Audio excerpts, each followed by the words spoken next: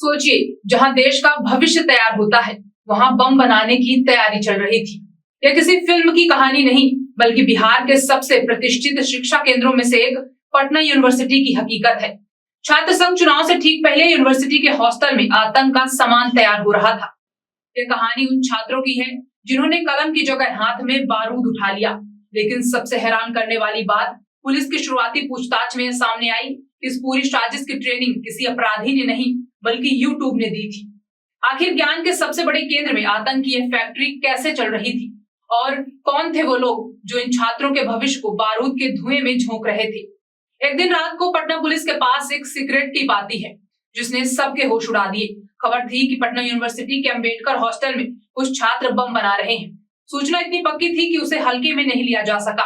फौरन एक टीम बनाई गई और आधी रात के अंधेरे में हॉस्टल को घेर लिया गया। और जब पुलिस हॉस्टल के कमरा नंबर 7 पर पहुंची तो अंदर का नजारा देखकर दंग रह गई। पुलिस को देखते ही कमरे में मौजूद छात्रों में भगदड़ मच गई, लेकिन 4 लड़कों को धर दबोचा गया। जब कमरे की तलाशी शुरू हुई तो वहां से जो मिला वो किसी स्टूडेंट के कमरे का सामान नहीं, बल्कि एक छोटी मोटी बम फैक्ट्री का जखीरा था। पुलिस को मौके से सुतली, बारूद, कीले और कांच के नुकीले टुकड़े मिले। इतना ही नहीं, तलाशी में कई तैयार देशी बम भी बरामद हुए जो शायद किसी बड़ी वारदात को अंजाम देने के लिए रखे गए थे। इस खुलासे ने पूरे प्रशासन को हिलाकर रख दिया था। जांच में एक और चौंकाने वाली बात पता चली है। जिन कमरों में यह सब चल रहा था वे किसी भी छात्र को अलॉट नहीं किए गए थे। ये जर्जर और खाली पड़े कमरे थे जिन पर कुछ छात्रों ने अवैध कब्जा कर रखा था और यहीं से अपनी आपराधिक गतिविधियां चला रहे थे। हॉस्टल, जो छात्रों का दूसरा घर होता है, अब वर्चस्व और सियासत की लड़ाई का अड्डा बन चुका था, जिस पर प्रशासन ने फौरन एक्शन लेते हुए पूरे हॉस्टल को खाली कराकर सील कर दिया। पुलिस ने जब हिरासत में लिए गए छात्रों से सख्ती से पूछताछ की तो इस साजिश की परतें खुलने लगी। छात्रों ने जो दावा किया वह आज के डिजिटल युग के लिए एक बड़े खतरे को दिखाता है। उन्होंने बताया कि बम बनाने का तरीका उन्होंने किसी और से नहीं, बल्कि यूट्यूब पर मौजूद वीडियो से सीखा था। यह एक ऐसा खुलासा था जिसने जांच अधिकारियों को भी हैरान कर दिया।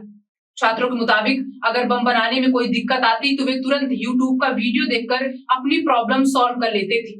यह घटना दिखाती है कि कैसे इंटरनेट का गलत इस्तेमाल युवाओं को एक खतरनाक रास्ते पर धकेल सकता है। जिन प्लेटफॉर्म्स को जानकारी और मनोरंजन के लिए बनाया गया वे अब अपराध की ट्रेनिंग देने का जरिया बन रहे हैं।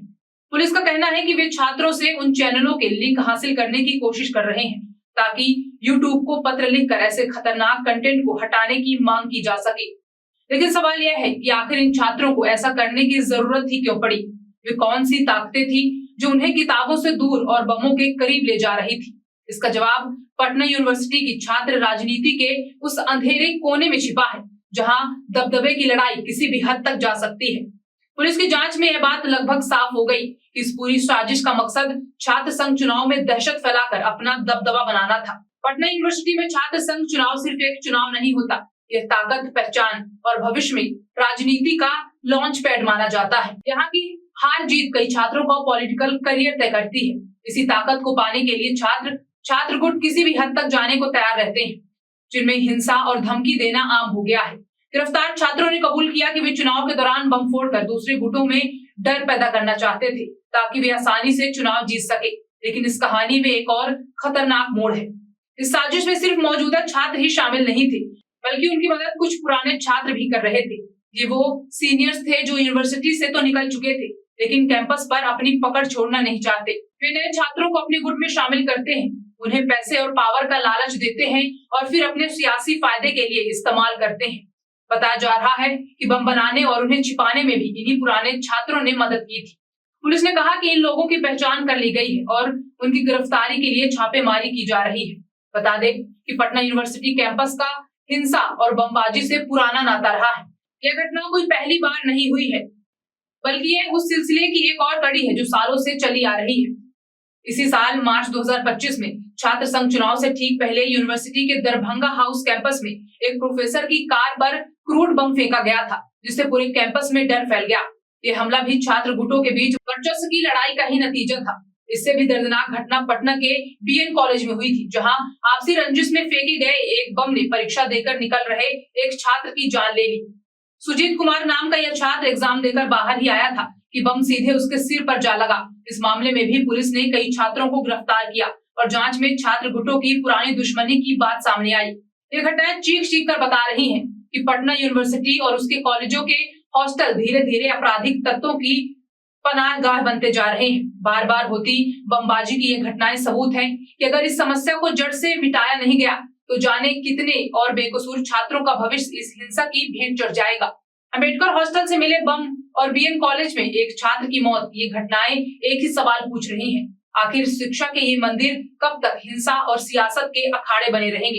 ये सिर्फ कानून व्यवस्था का सवाल नहीं है, बल्कि हमारी शिक्षा व्यवस्था और समाज पर भी एक बड़ा सवाल है।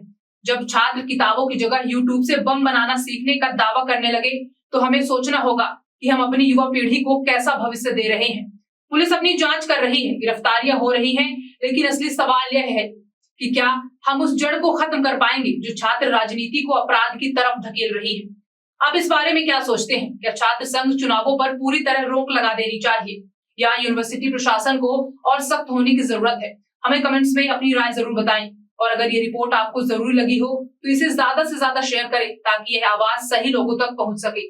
ताजा तरीन खबरों के लिए आप हमारे YouTube चैनल सुरमा भोपाली को सब्सक्राइब करें एवं शेयर करें। आप हमें Facebook, Instagram और X पर भी फॉलो कर सकते हैं।